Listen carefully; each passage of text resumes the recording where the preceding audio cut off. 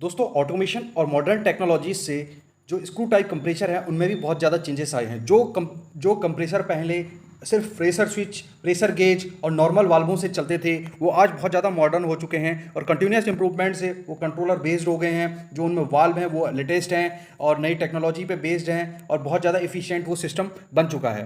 तो इसमें जो कंटिन्यूस वर्क हुआ उसको बहुत सारी चीज़ों को ध्यान में रखते हुए उसमें कॉस्ट हो गई, आपका प्रोसेस कंट्रोल हो गया, उसमें जो पार्ट्स की लॉन्ग टर्म चले इसके ऊपर ध्यान में रखते हुए बहुत सारे चेंजेस टाइम टू टाइम किए गए। तो जैसा कि आपको पता है आजकल जो कंप्रेसर जो आ रहे हैं वो वीएफडी कंट्रोल्स में आने लगे हैं। तो बहुत सारे इंडस्ट्री में अभी भी पुराने कंप्रेसर लगे हुए हैं जो 4-5 साल पहले यूज होते थे। अब 4-5 साल से क्या है कि लेटेस्ट जो टेक्नोलॉजी है वो वीएफडी कंट्रोल पे चली गई है और वीएफडी कंट्रोल जो है वो किस तरीके से बेनिफिशियल है इंडस्ट्री के लिए, फैक्ट्री के लिए, या फिर अगर आपने कहीं ऐसी इंडस्ट्री लगाई हुई है जहाँ पर कंप्रेसर हैं वहाँ पर किस तरीके से आपको फ़ायदा पहुँचा सकती है, उसके ऊपर मैं आज कंप्लीट बात करूँगा और बताऊँगा कि जो पुराना सिस्टम था वो किस तरीके से आउटडेटेड हो चुका था और जो वीएफडी कंट्रोल है वो किस तरीके से बेनिफिशियल है हर तरीके से, हर मायनों में। तो इन्हीं सब चीज़ों को डिस्कस करूंगा। तो सबसे पहले मैं बात करूंगा एनर्जी सेविंग की। एनर्जी सेविंग, जो हमारा पुराना जो कंप्रेसर था वो लोड और अनलोड की प्रोसेस पे काम करता था। लोड पे जो हमारा पूरा जो सिस्टम था वो पूरे स्पीड पे चलता था। जो मोटर है वो हमारी फुल स्पीड पे चलती थी। जितना भी यह मोटर आपकी कैपेसिटी लगी है वो फुल लोड पे चली जाती थी। बाय द वे मान लिया आपका ये 37 किलोवाट का सिस्टम था तो ये हमारा पूरे लोड जो अगर इसका माने 60 से 70 एम्पियर तक के करंट लेती थी। तो इस दौरान ये 60 से 70 एम्पियर करंट लेगी।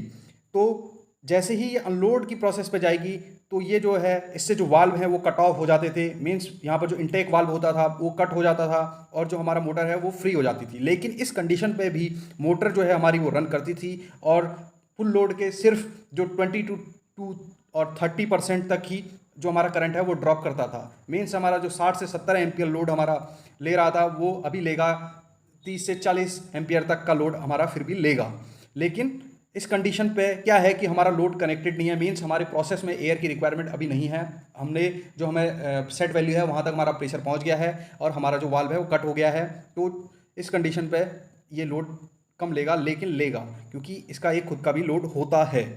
लेकिन इस प्रॉब्लम को दूर करने के लिए, क्योंकि जब ये नहीं काम कर रहा है तब भी मोटर रन कर रही है, इस प्रॉब्लम को दूर करने के लिए जो वीएफडी होती है वो क्या है कि सॉफ्ट स्टार्टर होती है। और जो प्रोसेस है, प्रोसेस से जो लिमिट प्रेशर स्विच लगी हुई है, डिजिटल प्रेशर स्विच लगी हुई है, उससे जो डेटा मिलता है उससे पीआईडी, जैसे प्रोपोर्शनल इंटीग्रेटेड डेरिवेटिव पीआईडी चलती है, उसी तरीके से इस पे पीआईडी कंट्रोल यूज किया जाता है उस ड्राइव के, जिसमें जितना भी हमें प्रेशर की रिक्वायरमेंट होती है उसके अकॉर्डिंग जो हमारा मोटर होता है वो रन करता है। जो एक तो हमारा जो स्टार डेल्टा है उस पर जो सॉफ्ट स्टार्टिंग है वो बहुत अच्छी मिलती है एक वीएफडी के कंट्रोलिंग से। वीएफडी एक स्टार्टिंग जो टॉर्क देता है वो बहुत अच्छा देता है।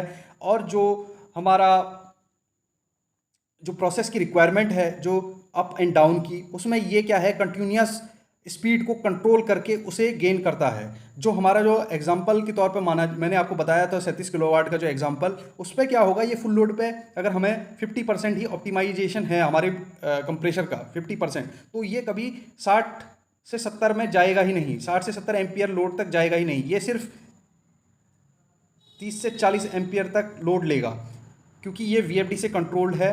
अगर आपका यूटिलाइजेशन कम है, क्योंकि यूटिलाइजेशन आप अपनी स्क्रीन पर देख सकते हैं कितना यूटिलाइज हो रहा है, तो उसके अकॉर्डिंग ये आपके मोटर को हमेशा ही हाफ स्पीड में रन करेगा। क्योंकि वीएफडी जो हमारी होती है वो स्पीड कंट्रोलर होती है और हाफ स्पीड में रन करेगा। जो जितने भी वाल्व हैं, मैकेनिकल सिस्टम है, वो काफ़ी ऑप्टिमाइज तरीके से चलेगा। और एनर्जी की सेविंग इसलिए होगी क्योंकि मोटर हमारी कभी भी किसी स्टेज में फ्री नहीं चल रही है। मीन्स वो हमेशा लोड पे चल रही है और कम स्पीड पे चल रही है।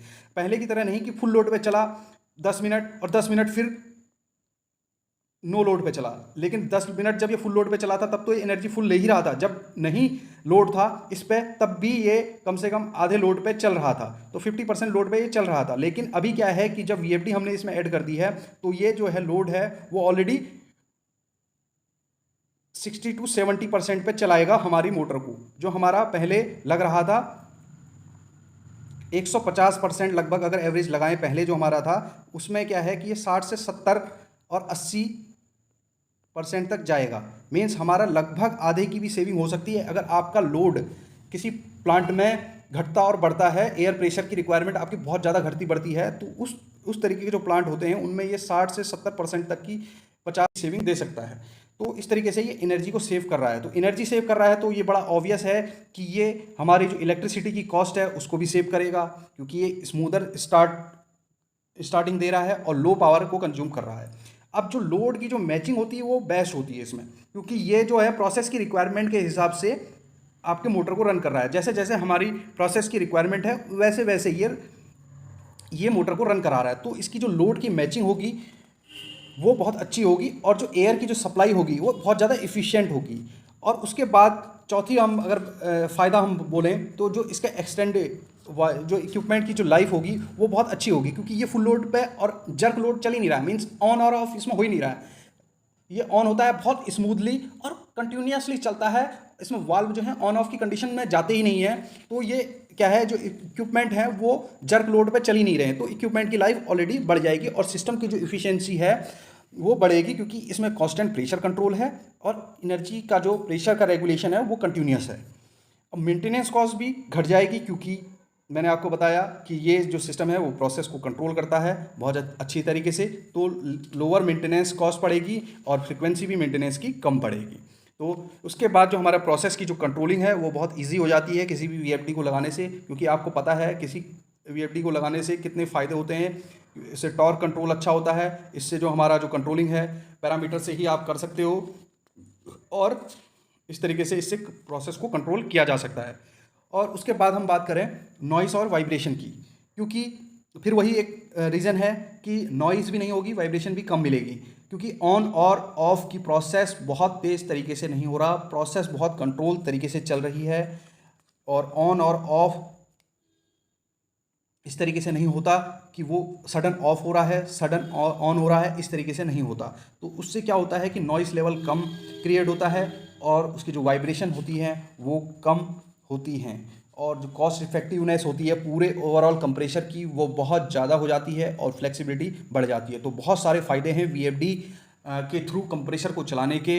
तो इन तरीक़ों को आप सुन के आपको ज़रूर एक लगा होगा कि वीएफडी कंट्रोल वाकई में एक बहुत अच्छी टेक्नोलॉजी है, और किसी भी कंप्रेसर के लिए और चीज़ों के लिए तो वीएफडी अच्छा ही है, लेकिन कंप्रेसर में अभी तक ये चीज़ें नहीं ऐड की हुई थी। बहुत सारी कंपनियों ने अब जो ऐड कर ली हैं और इसका फ़ायदा इंडस्ट्रीज़ को हो रहा है और कंपनी इसे लगा रही हैं। तो आप देखेंगे कि जो एनर्जी की सेविंग है 20 to 30% तक भी बढ़ रही है, 30 to 50% भी बढ़ सकती है। अगर आपका लोड बहुत ज़्यादा अनबैलेंस रहता है प्रेशर का, तो वहाँ पर वह और ज़्यादा इफ़ेक्टिव ये रहता है। तो इसकी जो ओवरऑल परफॉर्मेंस को देखते हुए बहुत सारी कंपनीज़ में अपने सिस्टम को अपग्रेड भी कराया है। जो पुराने सिस्टम लगे हैं उन पे भी अब वीएफडी लगने लगी है, और जो नए सिस्टम हैं उन पे तो लग के आ ही रहा है। तो दोस्तों, इस तरीके से मैंने आपको बताया कि वीएफडी कंट्रोल जो कंप्रेसर आने लगे हैं एयर कंप्रेसर इंडस्ट्री में, उनके क्या फ़ायदे हैं। तो आई होप आपको अच्छे से समझ में आया होगा इसके बेनिफिट, और अगर आपको इससे अच्छी नॉलेज मिलती है मेरी वीडियो से तो ज़रूर लाइक कीजिए इस वीडियो को और सब्सक्राइब कीजिए चैनल को। धन्यवाद।